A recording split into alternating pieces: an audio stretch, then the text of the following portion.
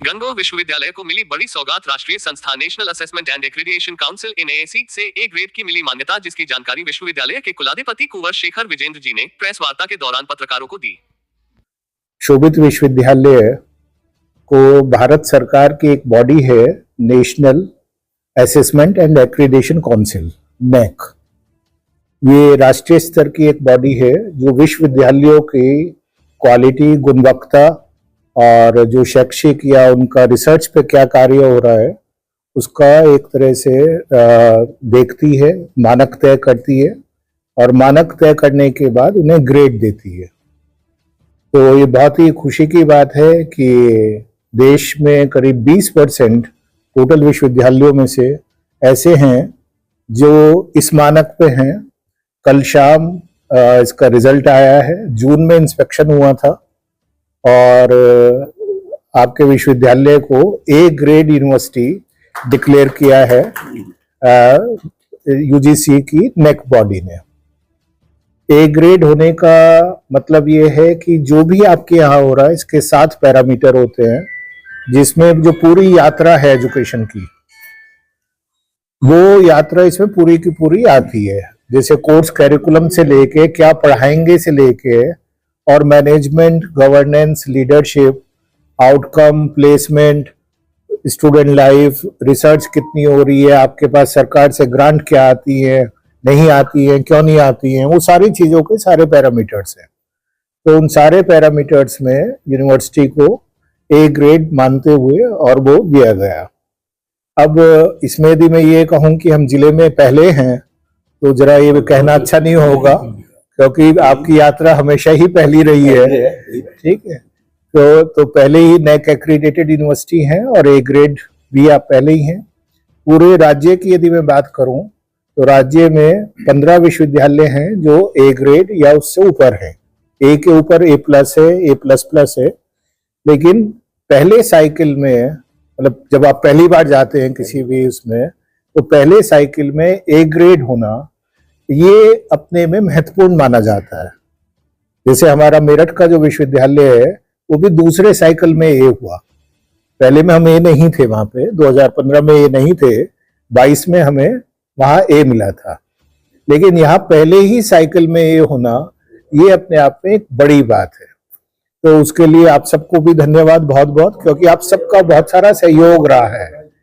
और इससे जहां तक छात्रों को मैं देखता हूँ क्या फायदा होने वाला है, स्टूडेंट को क्या फायदा हो रहा है, बहुत सारी इंडस्ट्रीज उन्होंने एक पैरामीटर तय किया हुआ है।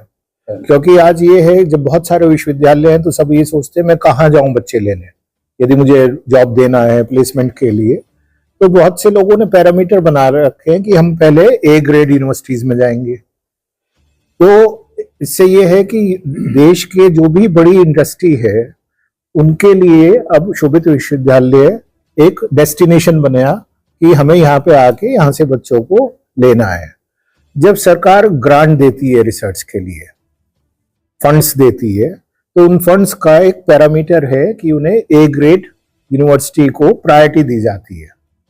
तो अब आप को ग्रांट्स जो डिफरेंट रिसर्च के कार्य चल रहे हैं उसमें यूजीसी से, डिफरेंट और बॉडीज से ग्रांट मिलने में भी मदद मिलेगी। तीसरा क्या होता है, जो विभिन्न राज्यों के बच्चों को आना होता है, तो हर राज्य ने भी एक अपना अपना पैरामीटर बना रखा है और उस पैरामीटर में भी ए ग्रेड का एक बहुत बड़ा रोल है। तो जैसे बहुत सी स्कॉलरशिप स्कीम्स हैं, विभिन्न राज्यों की अपनी भी स्कॉलरशिप स्कीम है। तो जब वो भेजते हैं तो वो ये कहते हैं कि वहीं हम स्कॉलरशिप देंगे यदि आपका एडमिशन किसी ए ग्रेड यूनिवर्सिटी में होता है। तो इसका मतलब अब हमारे गंगों में विभिन्न राज्यों के बच्चों का आगमन भी शुरू होगा। जब हम विदेशी बच्चों की बात करते हैं तो विदेशी बच्चों के लिए हर एम्बेसी ने एक लिस्ट बनाई हुई है जिसमें लिखा हुआ है कि एडमिशन उन्हीं यूनिवर्सिटी में रिकमेंड किया जाए या प्रीफर किया जाए जो ए ग्रेड यूनिवर्सिटी है। जैसे जब शोभित यूनिवर्सिटी मेरठ ए ग्रेड हुई 22 में, उसके बाद इस टाइम वहां पर करीब 18 देशों के बच्चों ने जो एडमिशन्स लिए, जो गवर्नमेंट से स्पॉन्सर होकर है।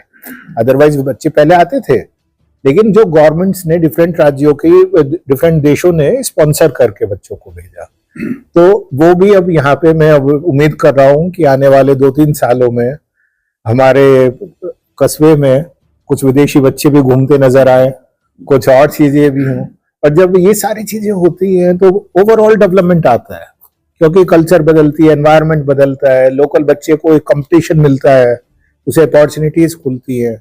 ऐसे ही जो विदेशी यूनिवर्सिटीज हैं वो जब एमओयू साइन करती हैं तो वहां भी यूजीसी का कहना यह है कि एक जो यूनिवर्सिटी ए ग्रेड है उन यूनिवर्सिटीज के साथ एमओयू साइन करने में भारत सरकार भी मदद करती है। भारत सरकार की 2 स्कीम है, एक स्टडी इन इंडिया जिसमें विदेशी बच्चा इंडिया में पढ़ने जाता है, एक होता है इंटरनेशनल कोलैबोरेशन जिसमें एक ज्वाइंट स्टडी प्रोग्राम्स भी हैं। तो ये रास्ता भी कल खुला है कि अब शोभित विश्वविद्यालय गंगो में विदेशी विश्वविद्यालयों के साथ सहयोग, विदेशी बच्चों का आगमन, विभिन्न राज्यों के बच्चों का विभिन्न स्कीम्स के अंतर्गत आगमन, रिसर्च अनुसंधान नवाचार पे ग्रांट्स का मिलना वो होगा, और priority on placement by multinational companies और बड़ी कंपनीज।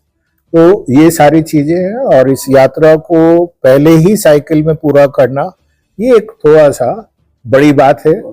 और ये शायद इसीलिए हो पाई कि सारी यूनिवर्सिटी के हर व्यक्ति ने उसमें योगदान दिया है, चाहे वो हमारे वाइस चांसलर हों, चाहे रजिस्ट्रार हों, चाहे हमारे फैकल्टी मेंबर्स हो, हमारा स्टाफ हो, हमारा स्टूडेंट है, हमारा एलुमनाई है। तो क्योंकि उसमें सभी का रोल है, और या फिर भाई जहीर और आप लोग जो हमारा समाज है, हमारे अपने लोग हैं, तो सबका कहीं ना कहीं बहुत बड़ा उसमें योगदान रहा है कि जिसकी वजह से आज विश्वविद्यालय इस पे आया है।